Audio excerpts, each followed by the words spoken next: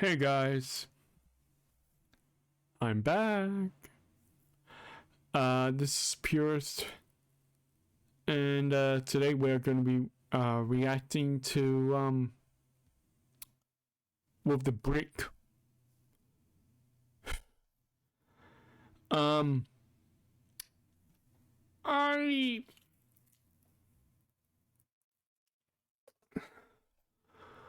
found well, I actually went into like Warhammer like I think last year when I watched Nuxinor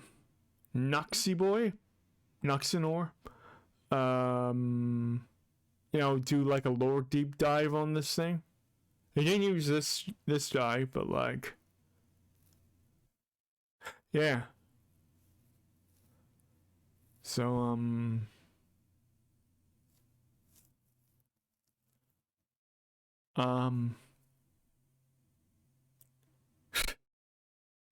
excuse me, it's been a while, so I need to like re-get into this.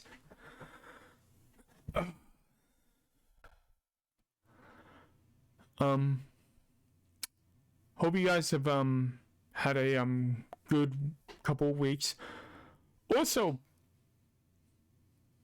remark down in the comments if you guys want me to react to like all the shows that are happening. I think this week or next week,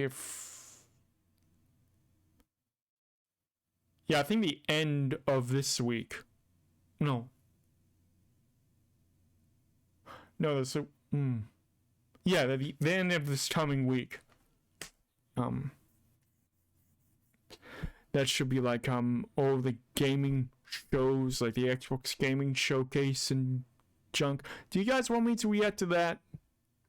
I didn't really do that, like react to the full ones, but maybe we can make an exception.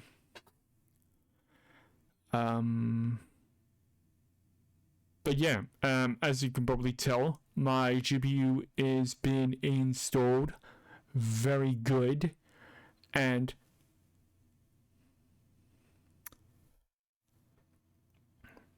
I mean, if it wasn't for this, I bought like a I bought a GPU, and I also bought an MMO mouse that I discovered does not like Linux that much, which is stupid because this thing held up my shipment, which is why I've been away for so long. So blame this freaking mouse. This stupid bloody thing. Anyway, back to video. Let's get this done. Is it all good? Yes. Alright, let's shut that down. And here we go. Oh, also, before I go into this, sorry. I have actually reacted to this die before, but it's been through like various VTubers that I like have reacted to this as well as to his previous video, which was why this video is called Re-Explained.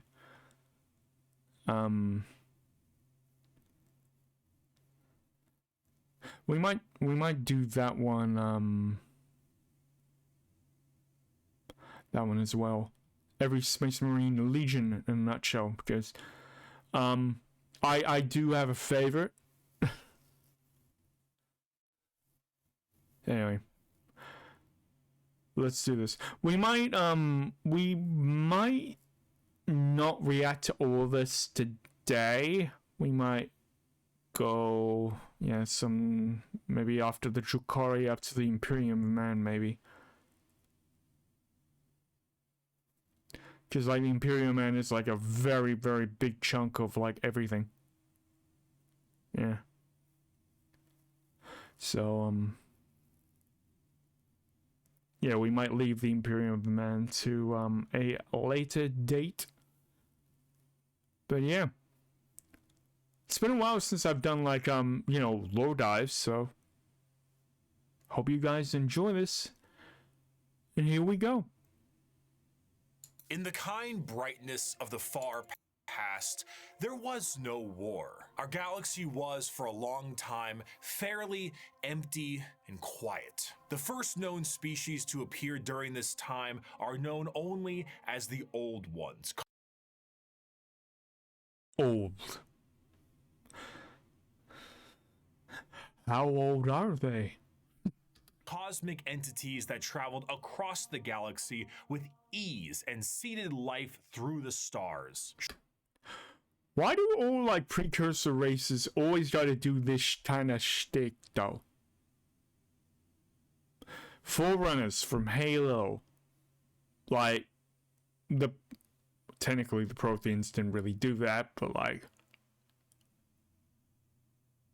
Technically the Reapers did. Like, see, with, like, relays and all that stuff. The Atlanteans from Stargate. They all seem to do this kind of shtick, don't they?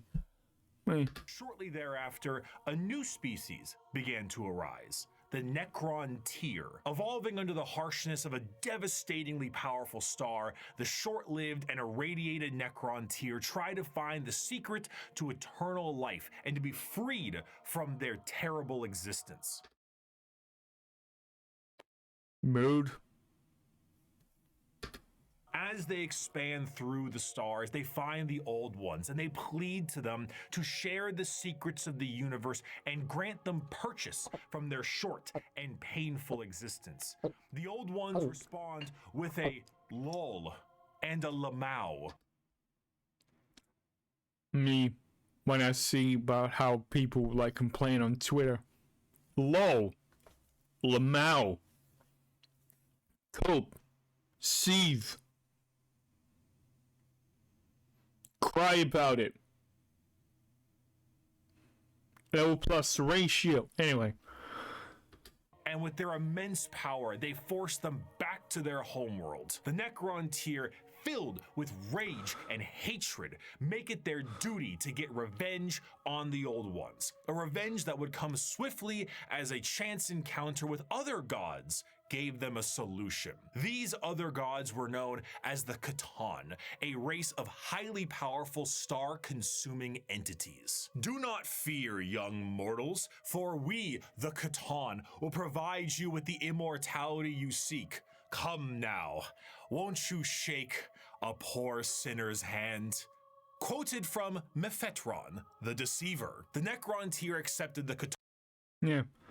Nothing bad ever happens when, accepting something who's called the Deceiver. None at all. Catan's offer of immortality, but believe it or not, this turned out to be a ruse. A trick. The Catan Oh my God. crafted gigantic furnaces and began the process of biotransference. The Necron-Tier willingly walked line by line into the furnace engines made by gods who devour stars and had their souls consumed instead. The short-lived, irradiated, and cancer-inflicted race of the Necron-Tier ceased to be, and the immortal, soulless Necrons remained. Now backed by the immense power of the Catan, the Necrons rally against the Old Ones, and the bitter conflict in the stars at this time is known as the War in Heaven.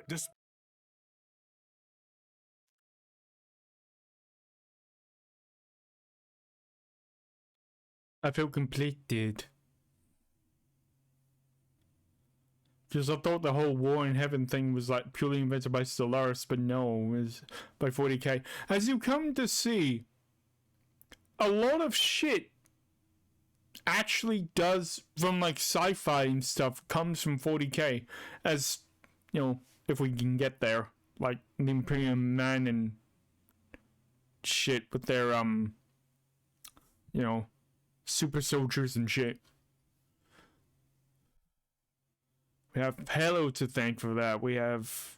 Anyway, we'll get to that when we... I'm getting ahead of myself. Despite creating various races and entities to aid them in this battle, the Old Ones are overwhelmed and eradicated down to the last, due to the sheer power of the Catan fat off the souls of the Necron tier, and with an army of unthinkable robotic slaves at their behest. However, the Catan are greedy, spiteful gods, and when there was no foe worth killing, I feel like I need to leap back. The Necrons then put their sights towards the I need to relax. waste to them, securing I'm like holding their it. freedom. The once subservient Necrons now control their former masters. Worn out and weakened by these wars, the Necrons under their leader Zarek, the Silent King, lie dormant, with a plan to eventually wake and reclaim control over the galaxy. Over millions of years, empires rise and they fall. The species created by the Old Ones have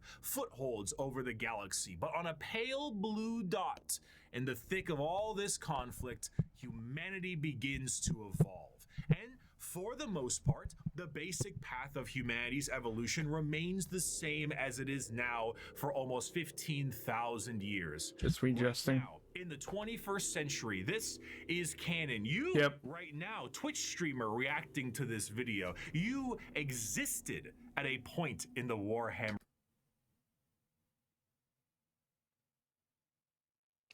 Joke's on you, Bricky. I'm not a Twitch streamer. I only used to be, so shut up. Universe. But with time, humanity's ambition and the power of their technology becomes unmatched, and the golden age of expansion begins. Humanity starts to branch out through the stars with powerful tools used for agriculture, mining, and expansion. Some branches of humanity would eventually settle far away from Earth itself, and around this time, the psychic ability of humans are greatly expanded, and what we begin to know as psychers appear. But despite all the progress, things would begin to collapse. The machines created to aid humanity would turn on them in M23, an event known as the Cybernetic Revolt. Quick note on, I'm not sure if he's, I can't remember if he touches on this or not, but M23, it's 23,000. Year 23,000. M as in millennium. That's how far, like, of a time scale we're talking about. And also, yeah, Warhammer 40k means the year 40,000. It's set in the year 40,000. So, the more you know. And trade would begin to collapse due to the immaterial warp, aka actual hell, beginning to cause literal hell. Space and time. These warp stones would Cleveland. separate humanity, and this would be what is known as the Age. Nah, that's the Northern Territory. Yeah.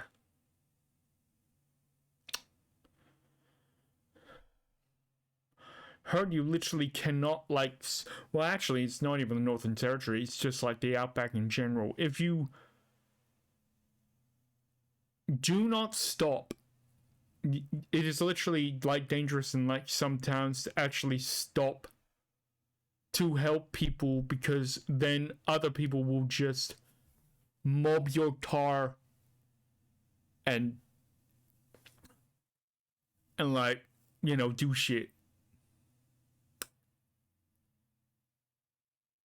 Just a little bit of a PSA if you're planning to travel in Australia or whatever.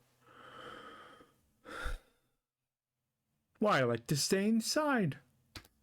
Of strife. The warp. A sea of souls, storing all thought, emotion, and the souls of those who have passed on begin fluctuating into something terrible, as far on the horizon, something horrendous was brewing. You see, the warp isn't just a random assortment of chaotic energy. It is fairly well organized, thanks to those living in the galaxy. The warp itself acts as an afterlife of sorts, and the actions of the innumerable amount of creatures who live in the galaxy have manifested a pantheon of organized entities known as the Forces of Chaos. At their helm are three major entities: Khorne, Nurgle, and Tzeentch. Out of these three, Khorne. Tzeentch is a bit of a bastard, and Nurgle's a bit too stagnant for me. Even though, like, looking around, I might be confused for a follower of Nurgle, because he's going to touch on this, but like, Khorne is for battle and like blood and all that. You know what? I'm just.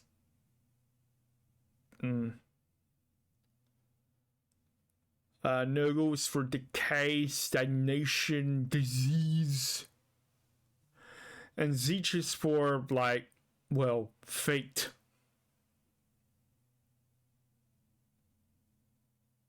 Change kind of thing. However, a fourth one, Slaanesh, was about to be born. Yes, literally, she who thirsts. That's like one of her nicknames, or their nicknames. No gender.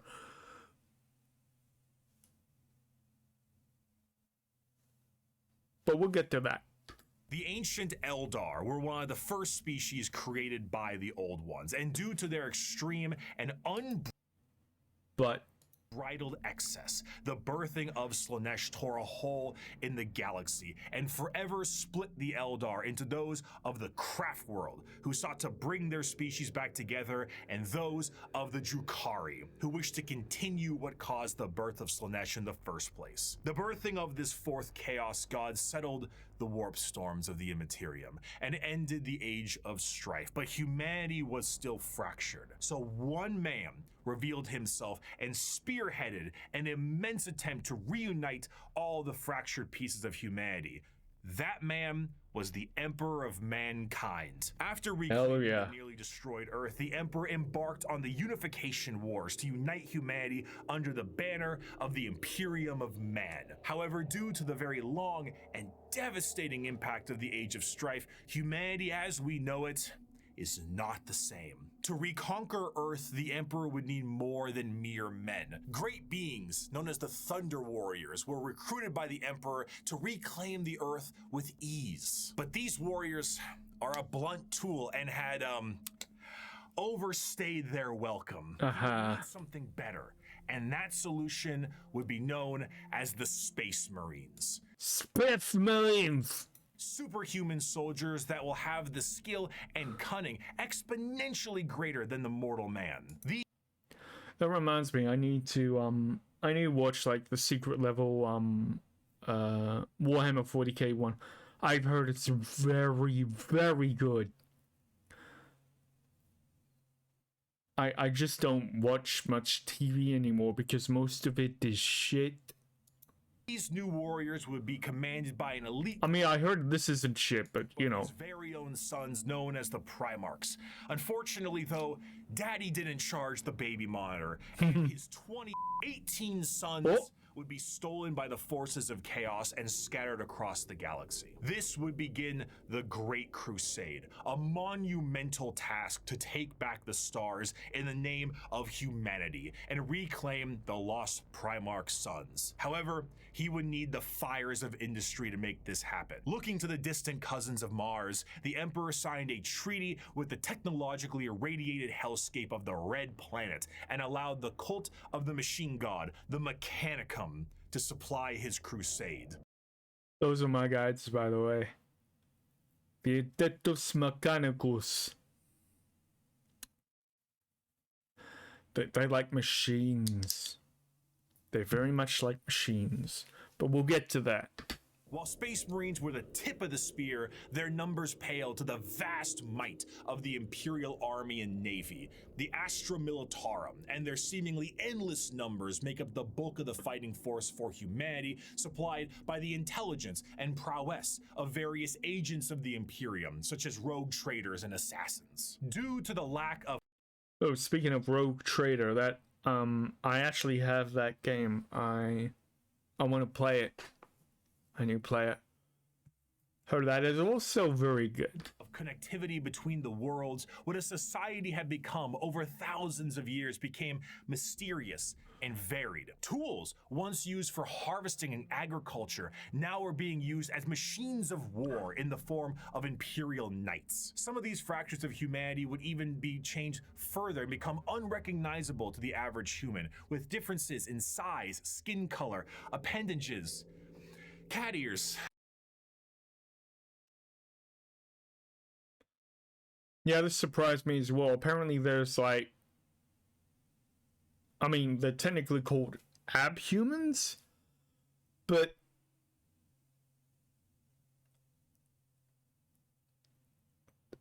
there's furries in the 40k universe, which is strange because I watched a short that explicitly used one of the Space Marine chapters to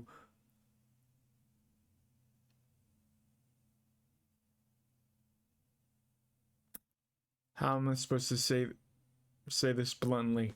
Well, not delicately. Offed them. They offed them. Yeah. So that surprised me like a lot.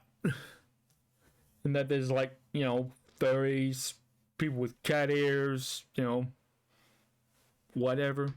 Sometimes some would go so far to become their own galactic societies, like the miners of the Galactic Core and their immense supercomputers, forming the Leagues of Votan.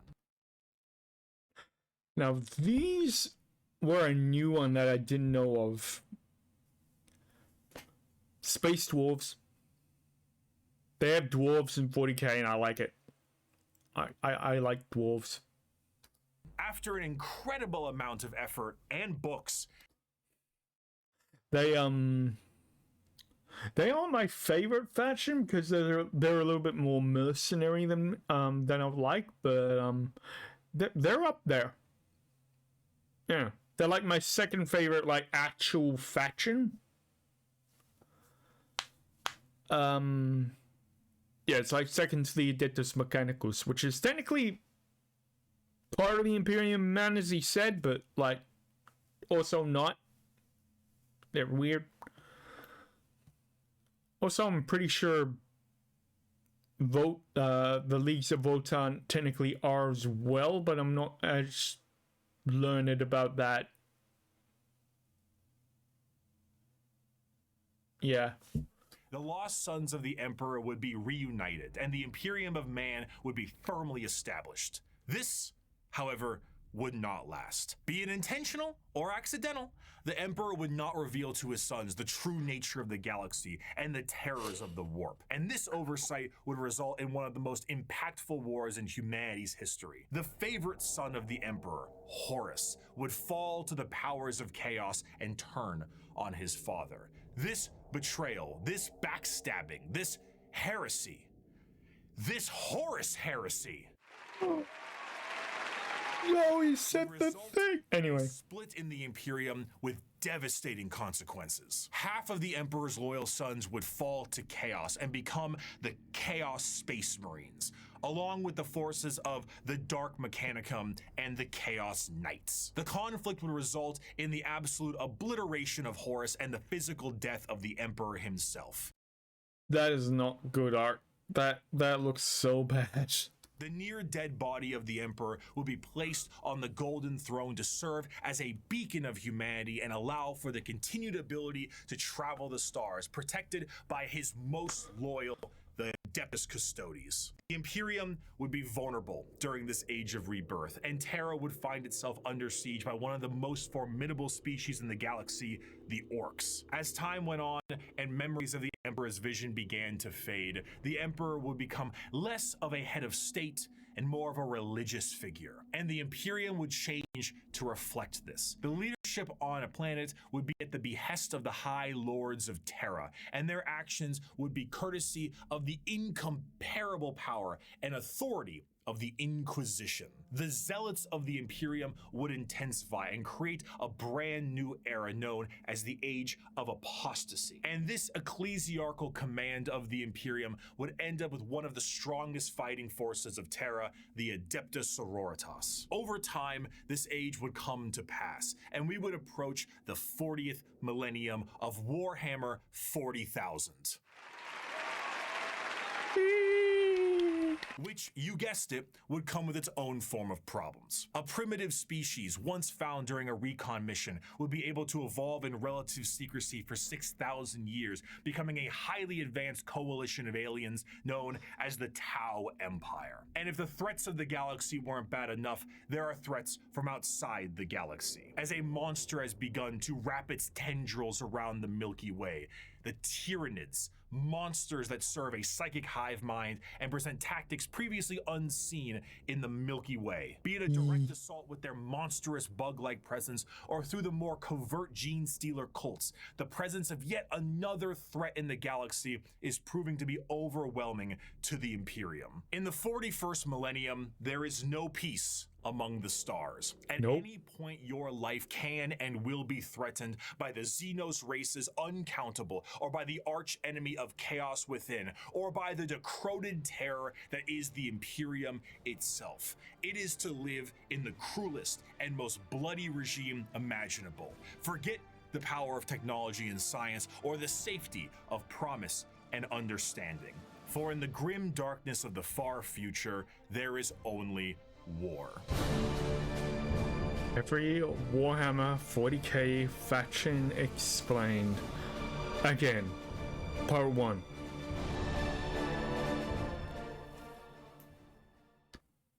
Sorry, I had to let him get that out because it's a very good fucking monologue there. It's I think it's like at the start of the well, it's at the start of like one of the books. It's like the introduction to like give you like the sense of the world.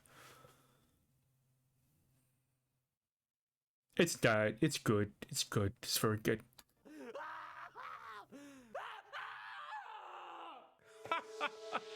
A fantastic job once again, Mr. Kurz, the Night Haunter himself. Oh, didn't you love that, my faithful audience? Once again, we have another criminal over the course of 6 hours break every single bone in his body. And with that, once again, our glorious leader has brought the crime rate to 0%. Always brought to you here on Nostroman News. I know this is an ad, but like, this is a very well done ad. I'm your host, Bricky. Thank you once again for joining us. Our top stories for tonight. The weather forecast appears to be rainy with extra dark, so make sure you pack those extra batteries for your lamp packs. And of course, let's not forget the fantastic gang violence problem we're currently having. Oh, I'm sorry. What's that? Oh, right. It's gone. It's gone. It's looking to be a chilly one tonight as well, so make sure your skin capes are nice and tight. Wait, hold on, one moment. No. Huh? Adamantium reserves have tripled? Yo. Wait, I'm sorry. Self-harm rates have gone down to 0%. That's a good beam. The Night Haunter smiled? No. This could only mean one thing. It is the Nostroman News' great privilege to bring some color back in your life with the brand new 3-part Gamer Supps drop exclusively on this here news network. I need to get some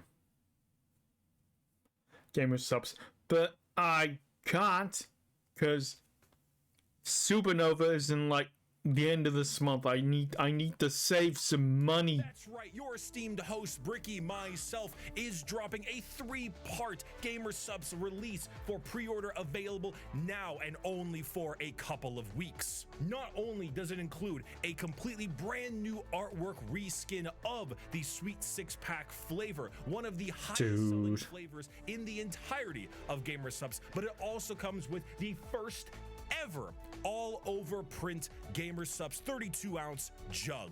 And if that isn't enough for you, if the phenomenal drink and drink holder is not enough for you, we have a desk mat to go along with it. That's right, the Herculean look of the brand new Sweet 6-pack style is here. We're still looking at muscles beyond belief, but this time we're talking taste, we're talking Atlas, we're talking smooth.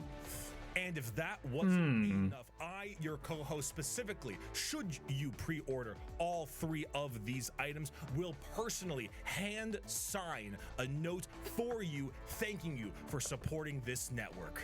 All of this you can receive for 10% off if you go down in the description of this video and click the link, or go to gamersubs.com/Bricky and use code Bricky. Save 10% off with code Bricky. Bring some color back into your life and increase production across the board for our glorious leader, the Night Haunter. Thank you, Gamersubs, for sponsoring the Strama News, and let us move on to our next scheduled program. 5 years ago, I made every Warhammer 40k faction explained. A passion project of mine for a universe that I enjoyed so much. Its main purpose was to be a drawbridge, the separation between the layman who had only ever seen the big armored blue man situated neatly next to a Wetzel's Pretzels, and then the hardcore Warhammer lore nerd. That was just too wide, and there was nothing bridging these two together. Before I really knew about Warhammer,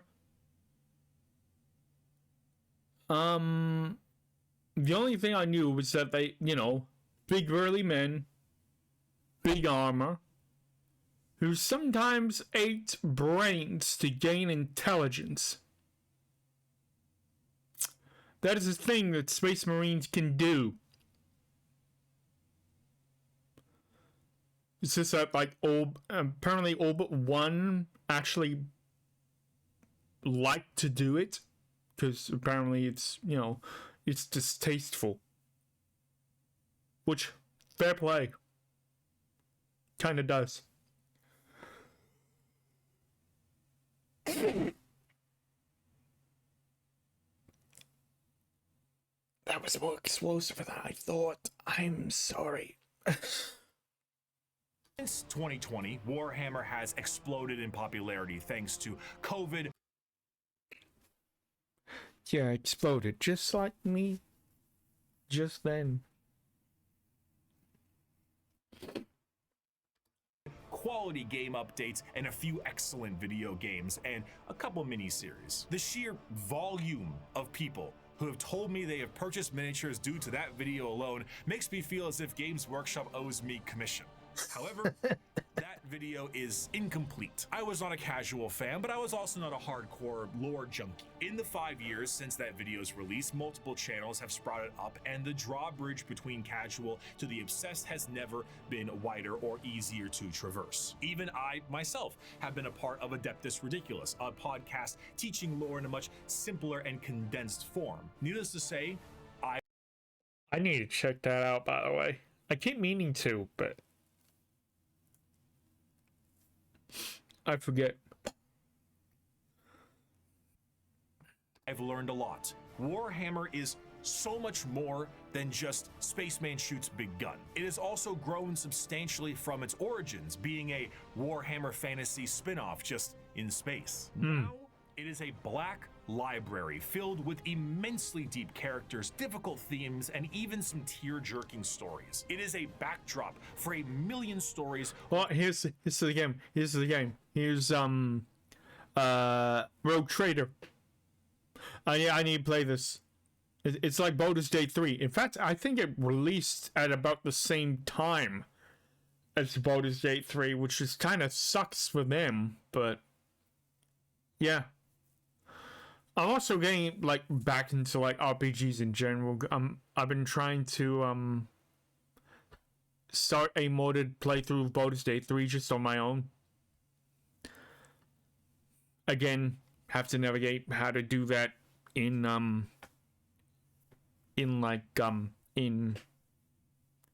Linux. So yeah. Over 1 million worlds, and I did not see its true depth in 2020. But now, I'd like to share what I've learned. We just had a brief summary of the world and each faction that takes place during it. And we did that because to truly understand each faction, we must understand what makes them the way they are. And to do so, we need to begin in chronological order, discussing their origins, their culture, their powers, and of course, what makes them oh so grimdark. So let's begin with the group that started it all and sing praise to the Infinite Empire. The Necrons. As mentioned before, the Necron tier were the original form of the Necrons, an alien race far away from us that lived short, painful lives due to the irradiation of their star. Normally, this would manifest as like a sort of cancer, a space cancer of sorts. The Necrons are very much inspired by the ancient Egyptian aesthetic, but unlike the windswept dunes commonly associated with it, the irradiated hellscape the Necron tier endured was far from picturesque. This also translates into their hierarchy. They are a race of nobles and peasants. Most of the peasants would often live for their very short amount of time, only a couple of decades, while the nobles tended to have better care and would live a little bit longer, but still far less than the average lifespan of a human, even today in the 21st century. The leader of the Necrons was Zarek, the Silent King. He was the one who took the deal with the Catan and the Deceiver. Of course, he wasn't aware of the fact that they were known as the Deceiver at the time, but the whole species They've done his research. Was blinded by hate after being debased by the Old Ones on their quest to cure their illness. The sheer pain that underwent the Necron race can't be understated, as their fear was manic. The Catan are, of course, gods that eat stars, and when the leader of your species tells you to march into the gigantic green furnaces to ascend to immortality, you march. The scenes from these are long lines of both the peasantry and nobles clutching their loved ones in a frantic act to save their own lives. Many of them already inflicted in the late stages of the space cancer, some of them crawling into the biotransference furnaces, trying to outrace death itself, without realizing death was the one who made these to begin with. What came out the other side was a soulless husk. And I say that literally. A soul is not an abstract concept like it is in our world, an immaterial version of oneself discussed and debated in religion and philosophy. No, in Warhammer, a soul is a real, tangible item of oneself. Ignore me. Catan basically were just like to every single person who went in their furnaces. If you were a peasant, you came out a Necron warrior, and you as an individual have ceased to be. You have no mind, you have no soul, and your body, as you know it, is made of an extremely advanced mass of re-knitting living metal known as necrodermis. You cannot think for yourself, for you do not have a brain to think with. All you do now is await protocols from your overlords, which are the nobles who came out of the furnaces with their minds intact, not their souls, mind you, but their minds are very much intact. These nobles now have command protocols, and they are able to command all of their peasantry and do with them whatever they wish. Zarek, the Silent King, is the most advanced of all the Necrons, a perfect metallic version of himself with incredible power and intelligence. His strength allowed him to lead the undead and the unthinking armies of the Necrons to battle against the Catan when they were at their weakest due to their incessant infighting, and then win back their freedom. But gods cannot die. So in reality, what occurred is the Catan were shattered into thousands of pieces, and each shard of their god was trapped in a stasis vault. And like a Pokeball. I'm gonna shatter you and pick up your pieces and use your pieces to power my shit. mind controlled to do the bidding of the Necrons they once enslaved. The biggest challenge they face now are actually the upstarts of the galaxy. The Eldar and the Orcs were quite prominent, and as you can imagine, a galactic war really takes its toll on the joints, or I guess the servos. It was in their best interest to wait out the galactic rise of the other races and come back at a more opportune time. So they went into stasis via these massive tomb complexes hidden beneath various worlds, biding their time until it was once again their opportunity to rule the galaxy. Zarek, the Silent King, as penance for his failure to his people, exiled himself into the darkness between stars for the next 60 million years, with his perfect memory a constant reminder of the doom he inflicted upon his people. Flash forward to the modern day and the Necrons are reawakening, but it isn't working as well as it could be. Whether the tomb world is reawakened naturally or by some imperial moron stepping on a green glowing rock, the Necrons have come back to reclaim a galaxy they consider rightly theirs. But 60 million years of hypersleep have taken their toll. Yeah.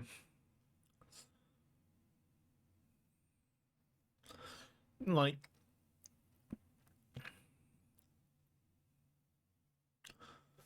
if you want to, you know, have like robots, you don't want to go into sleep mode for that long. Shit gets corrupted. It's just machine logic. Stupid Necrons. Many Necron dynasties awake with systems unrestored and huge swaths of their population's minds completely lost. Necron nobles wake with various mental faculties compromised, sometimes exhibiting traits similar to excessive paranoia, schizophrenia, or even dementia. One notable Necron, Nemesis Zandrek, believes that he is still back on his home planet fighting off separatists and interlopers. See Oberyn, the separatists come, attempting to outflank me as they did at the 4th Battle of Vindach. How they calculate that daubing themselves green and roaring like savages will produce a different outcome, I cannot fathom. But green, roaring like savages. I wonder who that could be. it is of no account. Ready, my legions. Another glorious victory shall soon be ours. Other individuals, such as the esteemed Imhotep the Stormlord, seek to use Imhotep. As a fan of the Mummy, I need to do that.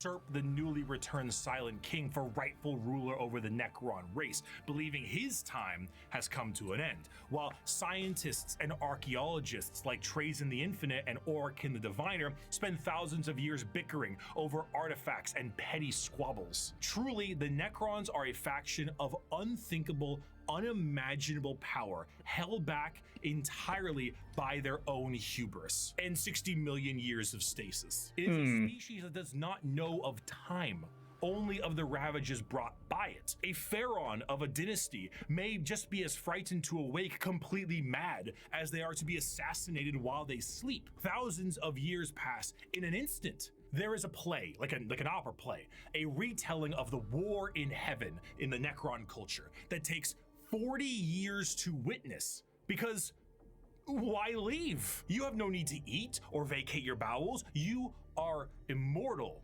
but you are soulless. Despite the Necrons' incredible technology, their mastery over time, reality itself, despite all of this, they still are missing a soul.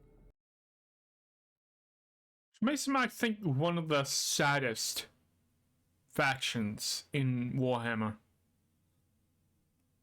Well, then, okay, maybe that, maybe the Eldar, which are coming up, but like, they were deceived. They thought they were going to get a cure, and in return, they just turn their entire race into robots that have minds. Well, the important ones do. But they have no soul. They cannot create. They cannot make art. They can only, well, consume. It's fucked. And therein lies the biggest struggle. Most Necrons look to conquest the galaxy, kill the interlopers like the humans, Eldar, and Orcs that scrape at a fraction of their power.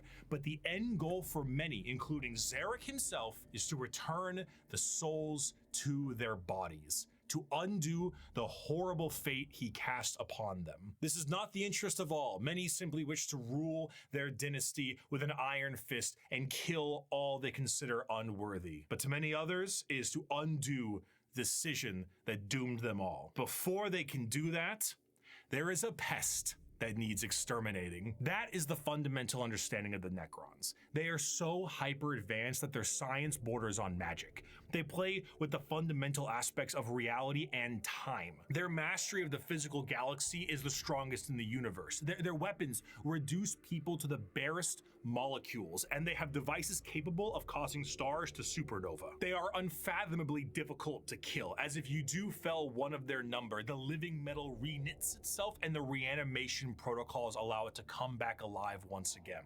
They're masters of teleportation, and often killing a Necron fully will just have its consciousness translocated back to their tomb world to await reassembly. Normally they utilize large phalanxes of warriors and honorary combats, but some of them have fallen to various mind viruses. The destroyer cults are hell-bent on killing anything and everyone that lives with an overwhelming force. And then there's the flayed ones, Necrons cursed with I have no mouth and I must scream. That's so fucked, man.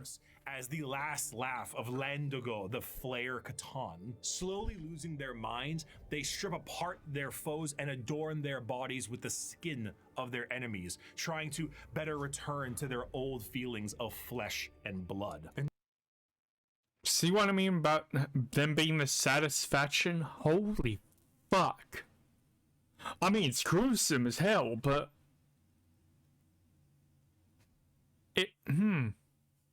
yeah. Necrons are a degraded version of their mighty empire and still one of the biggest threats in the galaxy. The only thing keeping them at bay currently is their awakening sickness and their infighting with no care to the timeline. But they are coming. And slowly, they plan to rid this galaxy of the vermin that inhabit it. My people slowly shackled the stars, inexorably. and broke mortality when the species you sprang from had barely left the slime pools it spawned in. Yo. Burned reality, and the dominion of our kings is without limit. The ground you tread on is not yours. It is ours. The war in heaven was a catastrophic time for the galaxy, and as stated in the above quote, burned reality.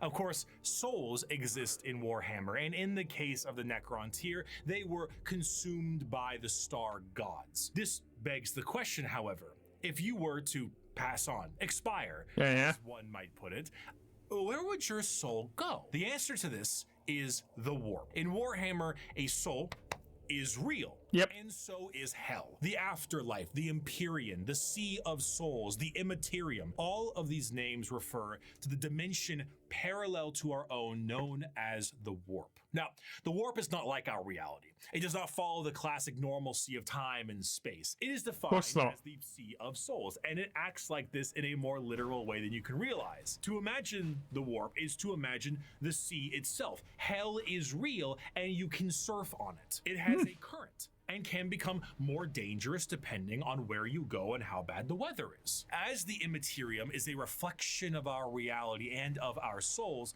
all thoughts, all emotions, all feeling that goes with a soul is passed on into the warp. If an entire planet decides it's going to engage in a blood-fueled rampage of murder and gore, then the warp around that planet will be affected in a similar manner. It's Okay, I misunderstood this the first time I heard of this. I thought that everyone who dies goes into the warp just naturally. But no, it's the feelings. And like everything you felt during your life, that passes into the warp. Interesting. Something that you can see, it is a parallel, not perpendicular dimension. But it is changing. To expose oneself to the warp for any period of time invites certain death outside of the most iron-willed of individuals, and to stare into it will drive one mad. Much like the open seas, things dwell in the warp. Whether In the these beings deeps. were always there and we're just emboldened by the carnage of the galaxy, we can only speculate at. At a time, you could say it was more calm. But a certain faction's galactic war in heaven didn't do it any favors. Nope. Now the warp is turbulent, and its realms belong to a pantheon of gods known simply as Chaos. The forces of chaos are beings that serve directly under their patron deity. There are 4 current gods of chaos at the moment: Khorne, Tzeentch, Nurgle, and Slaanesh. Each of them represent various facets of and emotions of sentient species and play a great game against one another for total control over their realms. Interestingly enough, while their disciples have physical forms we can understand, the Chaos Gods do not have a physical visual that you can perceive in reality. Yeah, no, that doesn't really work.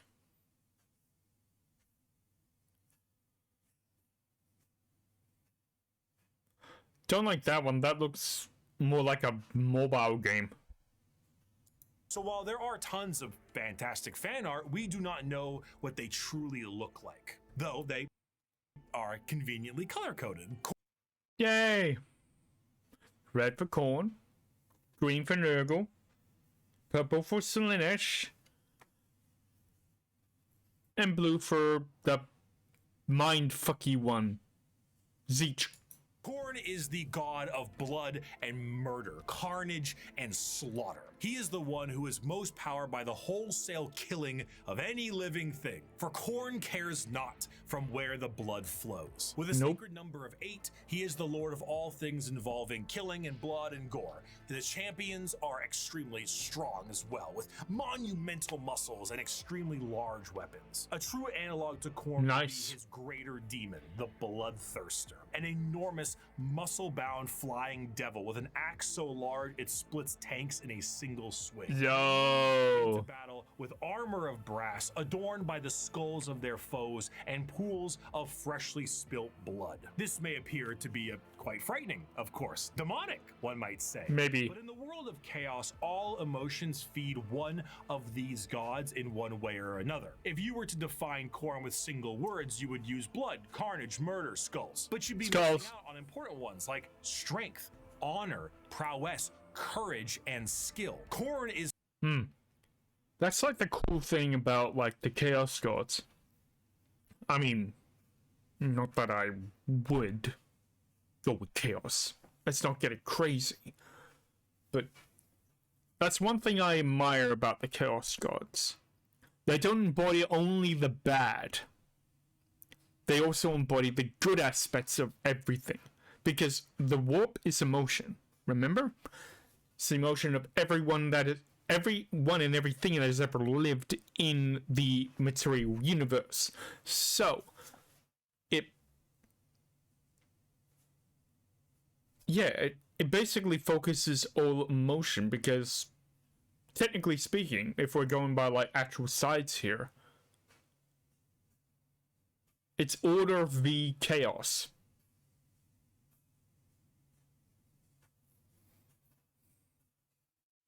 Maybe versus Xenos. Yeah. So it's like those 3. But yeah, that's like one of the things I really like about the Chaos Gods. There's like 2 sides to every Chaos God, and it's cool. It's not just about the wholesale slaughter of people. He is about the honor and power of martial combat. The true strength there is in besting someone in physical strength and skill. Of course, a murderer would be someone who would feed corn, but Yeah. a soldier could feed corn. A martial artist or professional fighter could feed corn. A warrior, good or bad, feeds corn. A diplomat does not. A premier soldier does. A GoFundMe does not. This is what leads many mortals down the path of corn, for he will bless the I'm sorry, but like a GoFundMe does not. No, GoFundMe probably. I mean, depending on what it's for, maybe feed Slaanesh. those that bring him enough skulls. And in a world this destructive, there are many ways to All the skulls. for him. Prepare the dread claws and unchain the mad ones. Glorious battle awaits us today, for the world below has refused to surrender. Let us descend upon them with fury and rage, giving no quarter and sparing only those warriors who fight well enough to earn a place amongst us. As to the rest, their lives and possessions are ours, but their skulls are for Khorne. Normally, if I ever want to explain Khorne, I just kind of show them this clip. I'd never stab you in the back, Shepard. Warriors like you and me, straight to the face. I love Grant. Also, reminds me, I do need to get like an actual Mass Effect Legendary like playthrough. I want to do it in like all one massive playlist as well. Like Mass Effect 1, 2, and 3. All through. Eventually. Moving on, Tzeentch is the second god, the god of trickery and mischief, the changer of ways, the I prefer the mind fuckery. great conspirator and the architect of fate. With a sacred number of 9, Tzeentch is truly the god of change in all of its forms, but there is an obvious undercurrent of mischief and cunning. Tzeentch is such a liar that his pants have gone thermonuclear.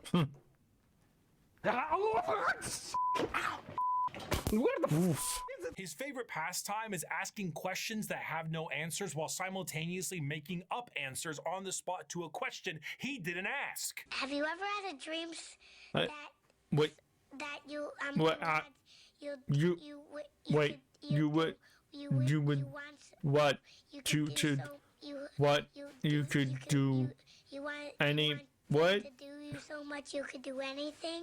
He is such a conniving little bastard. That's me. Every emotion of lying, of scheming, of trickery is a direct way to help feed him. An unfaithful partner, a politician, a spy.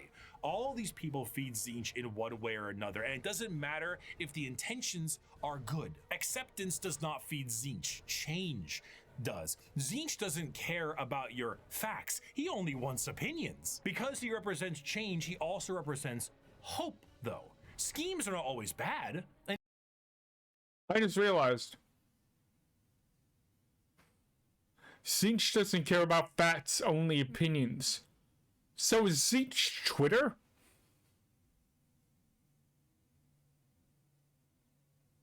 Tzeentch may be Twitter. And even the hope to make a better tomorrow is the change he seeks. Because he is the architect of fate and the mastery of sorcery, his presence is purely unknowable. Every depiction of a Tzeentchian demon contains more eyes than are necessary and more mouths than I know what to do with. It is a biblically accurate angel if the angel gaslit you into thinking birds are government drones. But are they? The creatures at his disposal adorn themselves with the knowledge of sorceries and the unknown, all to provide a mind-crushing experience. Fighting demons from outside of our reality is difficult enough, but fighting demons from unreality, purposely attempting to trick you, is a whole new thing entirely. Days before we even get started on the gigantic bird of sorcery you're going to need to face. Do not ask which creature screams in the night. Do not question who waits for you in the shadow. It is my cry that wakes you in the night, and my body that crouches in the shadow.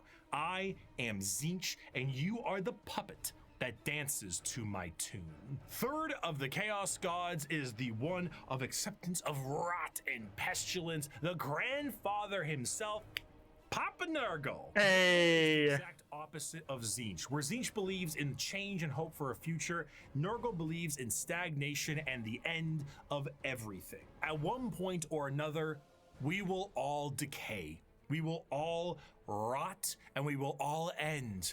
And with a sacred number of 7, every single thing, pestilence, boil, and everything in between, comes under the great shadow and girth of Nurgle himself. For Nurgle, the plight of mortals is his fear and wine. And no matter how solid life might be, everything will decay in the end. In the creation of life, there must be an end to that life. And I'm sorry, I realized I should have done this. Alright. How do I shrink it? Shrink it. Ah, fuck. Let's just leave that. nobody has more creations to end lives than Grandfather Nurgle himself. Every boil, every blemish, every pus-filled wound and disease, every rot and every plague. Yeah, you keep listening to them, Richard. I am putting that on screen. Is kept and concocted by Nurgle. This, humorously, keeps Nurgle as a jovial god. He is full of life and laughter, and by creating as many diseases as he possibly can, he shares that joy with mortals. I mean, his envoy is the Great Unclean One, and look at how happy he is. And there's a lot of him to love. A fear Yay. in general is feeding Nurgle. All disease makes him stronger, but to pray for salvation for a wounded loved one is to feed Nurgle. The timeless and inevitable fear that one day you will rot and decay is what gives him strengths. The Peloton won't feed Nurgle. Licking the doorknob on a public bathroom certainly does. Jesus. However, should you embrace your grandfather's gifts, you may find an end to your pain. Maybe. All mortal followers of the Chaos Gods found themselves there in one way or another, either through the direct worship or the slow corrupting of their souls. But those that take Nurgle's gifts and embrace the decay of their bodies may end up being chosen among his few as a faithful servant. In doing so, you will be free of the pain caused by Nurgle's ailments, and you may even find yourself just as jovial and happy as he is. Yay. His enemies shall wither and die. His allies shall wither and die. The universe and all within it shall wither and die. And when the great corruption has settled over the land and permeated the very foundations of reality itself, then shall the Lord of all rise from the rot and ruin, spread his arms wide to reclaim all of his dutiful children. Those were the three major Chaos Gods for a very long time, emboldened by war and death on a galactic scale, ever present, but now fact on the suffering of a galaxy. One race, for a while, was able to elude the pull of chaos, an advanced race of psychically attuned aliens whose master over the physical world was so strong that chaos could not glean from them the morsels of power they once had, or so they couldn't. Not for a long while. 60 million years ago, in an attempt to combat the Necrons in Catan, the Old Ones made a new species. One with innate power in the warp and the ability to harness it with a mastery that was unseen by so many others. Also with almighty cone heads. A mastery so powerful, the Necrons retreated to sleep in order to wait it out. It was no longer a galaxy to be ruled by them, but instead begin the age of the Eldar. Now, I maybe need to pause it there. Because as always, these videos are long, and I have an appointment tomorrow, so I need to stop. We'll probably do a part 2 of this video in a couple weeks. But I hope you guys have a wonderful rest of your day. It's gonna take some getting used to, but I am back. You're not gonna get rid of me that easily. So please like, share, and subscribe. Click the little bell if you want to get notified when I upload.